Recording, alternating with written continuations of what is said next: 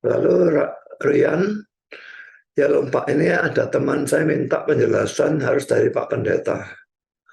Apakah Abraham dan Ibrahim itu sama secara pribadi menurut Taurat dan Al-Quran? Ini sama seperti Isa dan Yesus ya. Lalu saya juga pernah membuat satu video, ada di YouTube saya, coba kita cari ya. Allah Kristen versus Allah agama-agama lain. Jadi bukan hanya Islam, tapi agama lain. Tidak peduli agama apapun. Allah Kristen dan Allah agama lain itu sama atau tidak. Sebetulnya itu yang mendasari semua.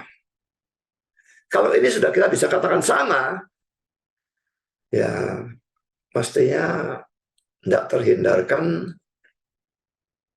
Yesus dan Isa itu masih juga sama. Abraham dan Ibrahim masih sama.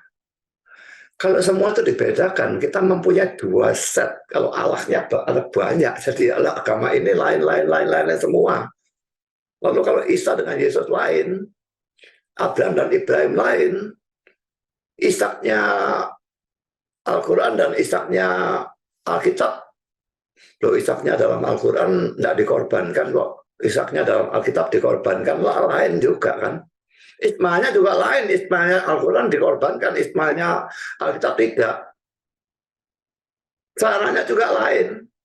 Anaknya Sarah dalam Alkitab dikorbankan, anaknya Sarah dalam Al-Quran tidak dikorbankan. Agamanya juga lain. Kita mendapatkan dua set orang-orang.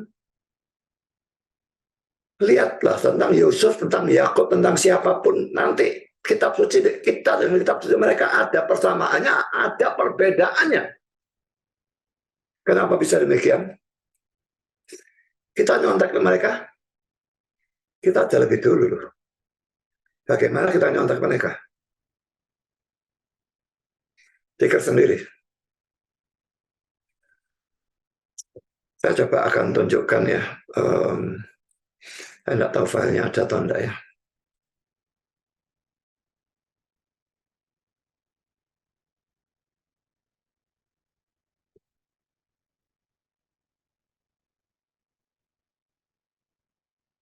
Ini ya. Allah Islam, Allah Kristen versus Allah agama lainnya. Pak Budi, belum share screen. Terus saya. Ya, jadi ini filenya ada, videonya juga ada, saya bisa nonton di YouTube ya. Mau dikatakan bahwa Allah yang mereka sembah dan Allah yang kita sembah itu berbeda juga bisa. Dengan menggunakan ayat-ayat seperti jangan ada padamu Allah lain dan sebagainya ya. Bisa ya. Tapi kalau dikatakan beda, maka Allah mereka harus dianggap tidak punya eksistensi. Kecuali kita mau jadi politeisme. Atau Allah kita yang nggak punya eksistensi. Ya. Pokoknya Allah kan jelas cuma ada satu. Nah, konsekuensinya bisa diterapkan pada Yesus versus Isa, Abraham versus Ibrahim, dan sebagainya. Juga bagaimana dengan Allah orang Yahudi versus Allah orang Kristen. Yahudi dengan Kristen itu lain lagi kan. Mereka tidak percaya itu Tunggal juga kan. Mereka tidak percaya Yesus itu Allah. Jadi Mesiasnya kita dengan Mesiasnya dia lain kan. Allahnya kita dengan Allahnya dia lain juga. Karena dia Allahnya Tuhan mutlak. Lalu poin kedua, Allah sektor-sektor seperti saksi-saksi Yehova, Sabelianisme dan sebagainya dengan Allah Kristen yang Injil dan Alkitabiah lain lagi. Saksi Yehova juga tidak percaya Tunggal, tidak percaya keilahian Yesus, tidak percaya Roh Kudus adalah Allah. Sabelianisme percaya Yesus Allah, tapi tidak percaya Tunggal. Tiga perwujudan bukan tiga pribadi, lain lagi. Jadi ada berapa banyak Allah? Jadi kalau saya lebih memilih untuk mengatakan sama.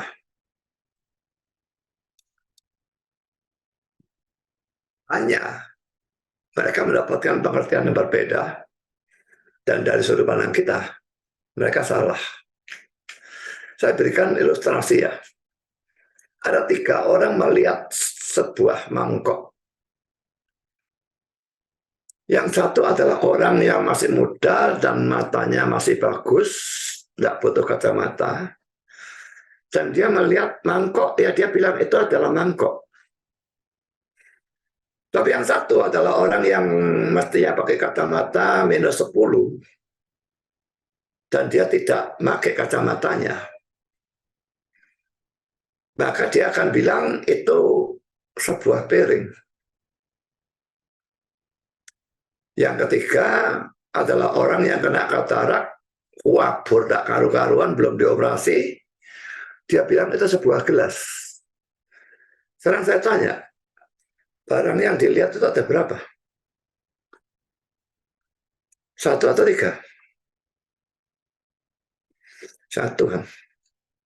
Sama-sama lihat mangkok. Tapi mereka melihatnya, yang 2 itu melihat secara salah. Nah, siapa yang salah? Kalau saya dari sudut pandang Kristen, ya tentu saja kita yang melihat secara benar. Semua yang lain melihat secara salah.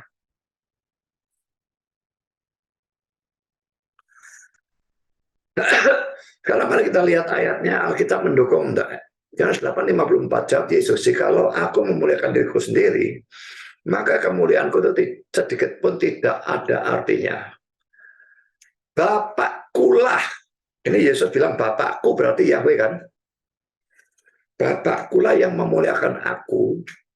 Tentang siapa kamu berkata, dia adalah Allah kami."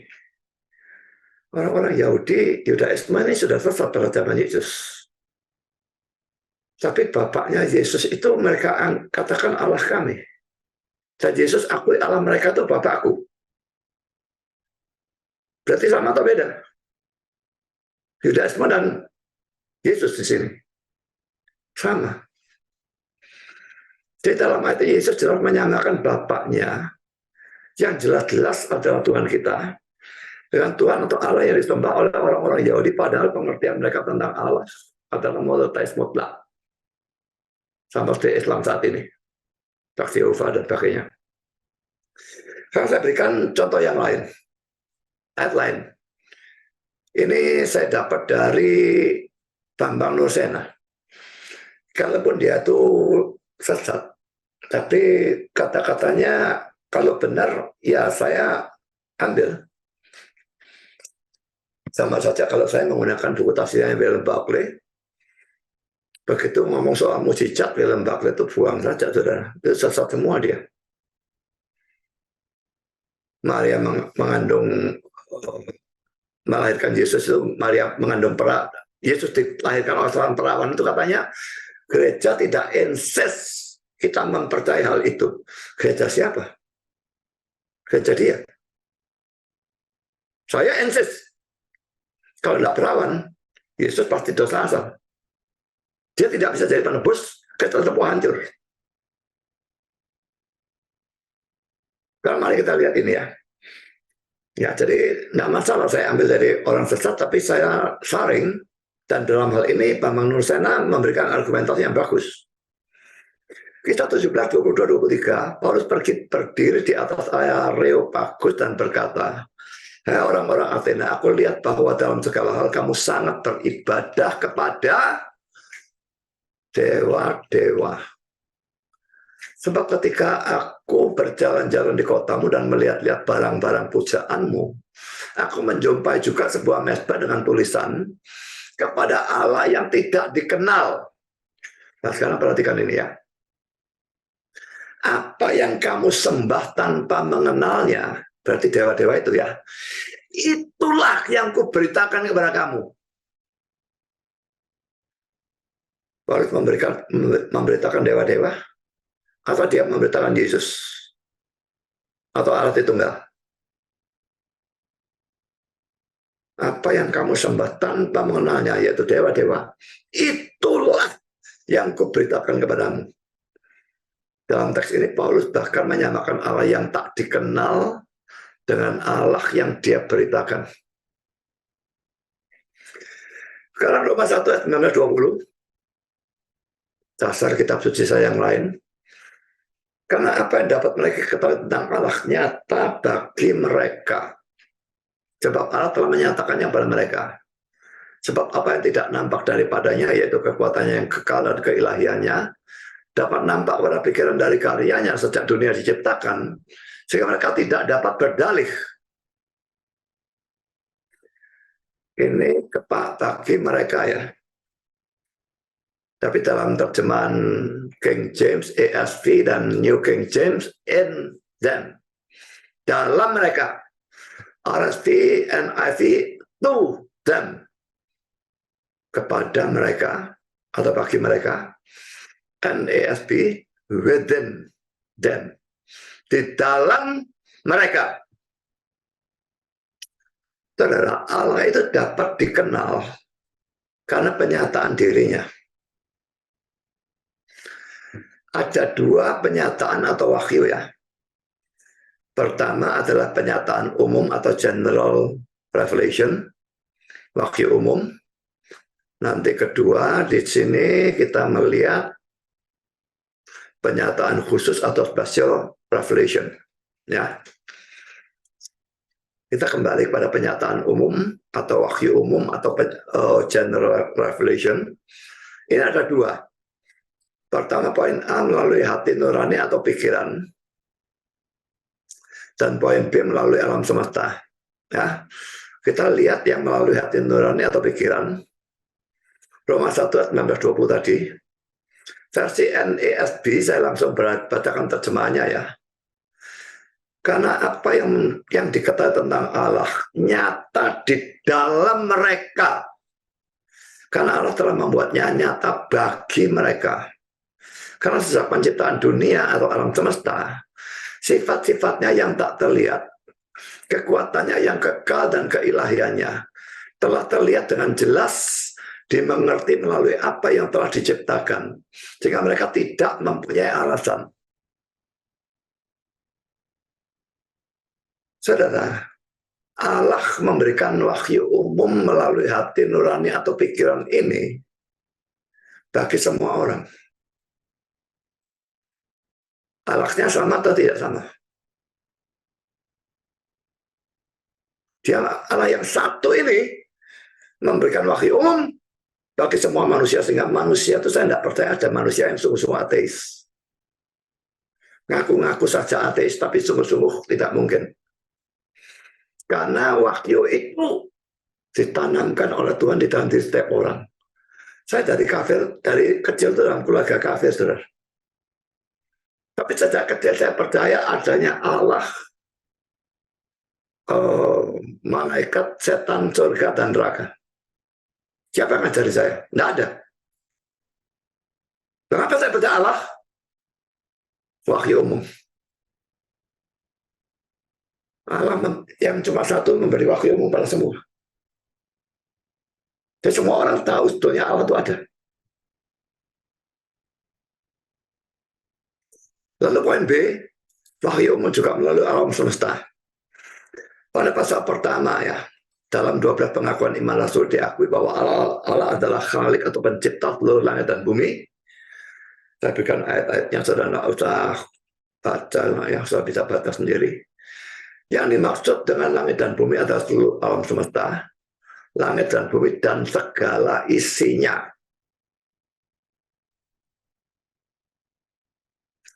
Apa yang bisa kita ketahui tentang Allah dari alam semesta ini?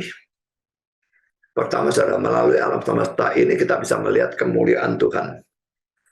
Mazmur 19 ayat 2 dan 3. Mengapa? Karena besarnya dan megahnya alam semesta yang diciptakan oleh Tuhan menunjukkan kemahakuasaan dan kemuliaan penciptanya.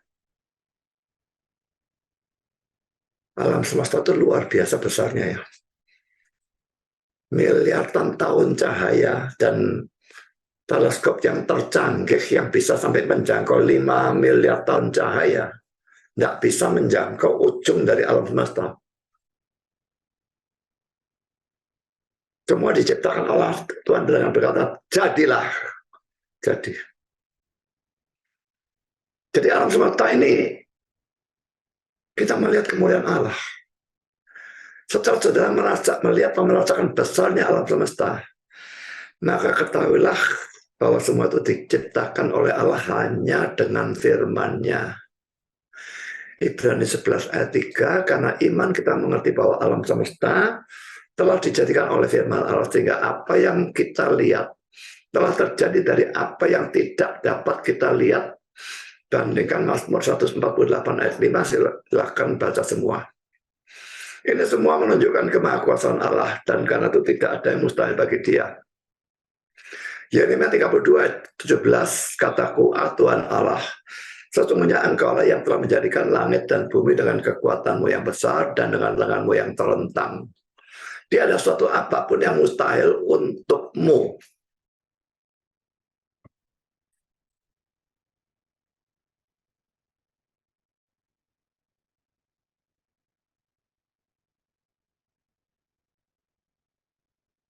Jadi Dia yang menjadikan langit dan bumi. Dan karena Dia Maha Kuasa, tidak ada yang mustahil. Kedua, saudara, melalui alam semesta ini kita bisa melihat kebaikan Allah. Dalam Kisah 14 ayat 17 dikatakan bahwa Allah menyatakan dirinya dengan berbagai-bagai kebajikan, yaitu melalui pemberian hujan, musim-musim, dan sebagainya.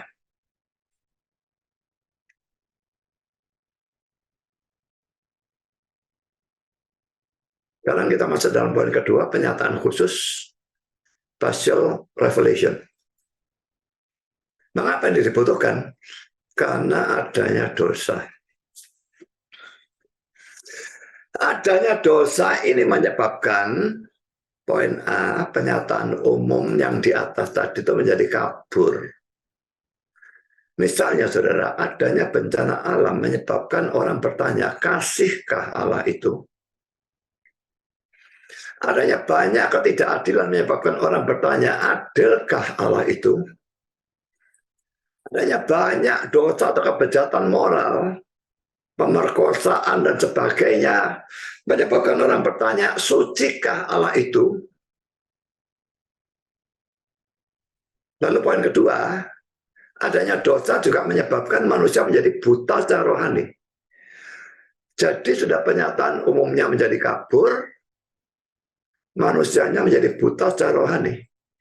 Misalnya, saudara, pada waktu melihat bintang atau alam semesta, manusia bukannya melihat kemuliaan Allah, tapi mereka lalu mengatakan, bintang Anda meramal. Pada waktu melihat dirinya di depan cermin, bandingkan dengan binatang-binatang, manusia punya kecerdasan jauh lebih tinggi dari binatang yang tidak berakal itu. Mestinya dia merasakan kasih Allah, dia tidak dijadikan sebagai monyet atau kecoa, tapi dijadikan sebagai manusia. Tapi karena dia buta secara rohani dan penyataan umumnya dikabur, manusia lalu menganggap dirinya berasal dari monyet, dari ikan paus, dan segala kegilaan itu. Mereka percaya teori evolusi. Ini menyebabkan manusia tidak bisa mengenal Allah melalui penyataan umum. Dan karena itu Allah lalu memberikan penyataan khusus, yaitu pertama tadi sudah kita katakan kitab suci atau firman Tuhan, dan kedua adalah Yesus Kristus. Adanya ayat ini bisa baca sendiri. Saudara, ada banyak hal yang tidak bisa diketahui melalui penyataan umum, tapi bisa diketahui melalui penyataan khusus. Misalnya, keberdosaan kita. Dengan hanya merasakan Allah itu ada, ya hati nurani mungkin bisa merasa ya, berdosa ya. Tapi kalau kita baca firman Tuhan tentu akan lebih banyak merasakan dosanya, lebih banyak lagi. Tapi kalau penebusan oleh Yesus Kristus, tidak bisa, saudara. Hati nurani maupun alam semesta tidak mungkin kita bisa tahu itu apapun. Harus melalui firman Tuhan. Doktrin Allah tunggal, sama. Penyataan umum, nol. Tidak ada gunanya untuk tahu hal ini. Tidak bisa. Tahu dari Alkitab dan Yesus Kristus. Maka tidak mempunyai atau mendapat penyataan khusus ini, tentu saja mendapatkan pengertian yang salah.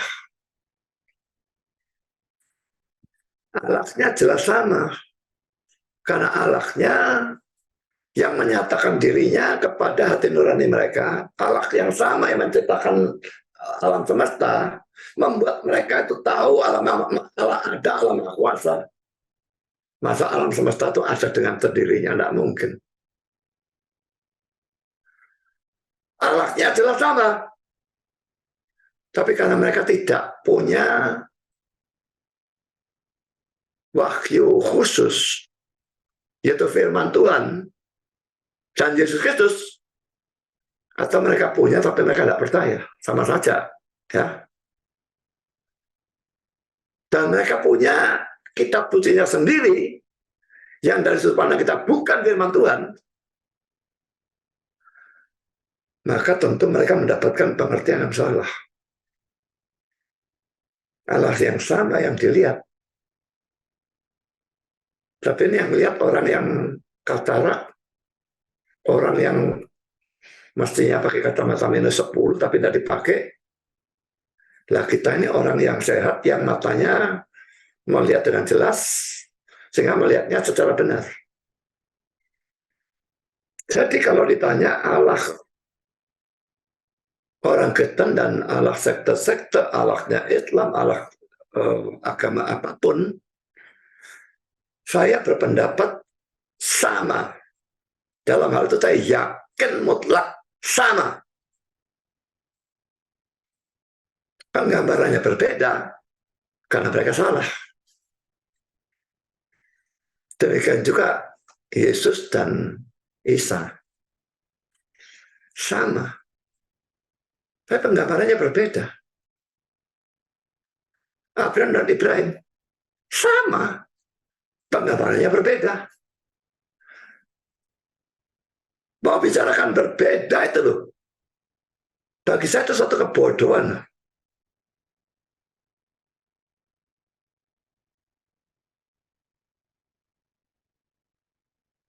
Harus sama, cuma mereka melihatnya secara salah, melihatnya secara berbeda. Karena mereka percaya pada kitab suci yang berbeda, percaya pada Yesus yang lain. Kalau mau dia ngomong berbeda, saudara, Katolik dengan kita juga berbeda.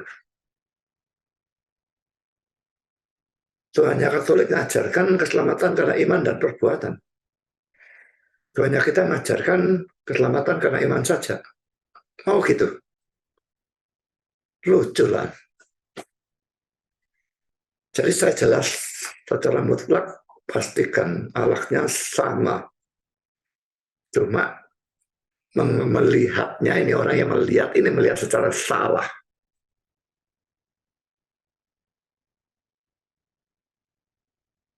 Oke, sampai di sini penjelasan tentang hal ini.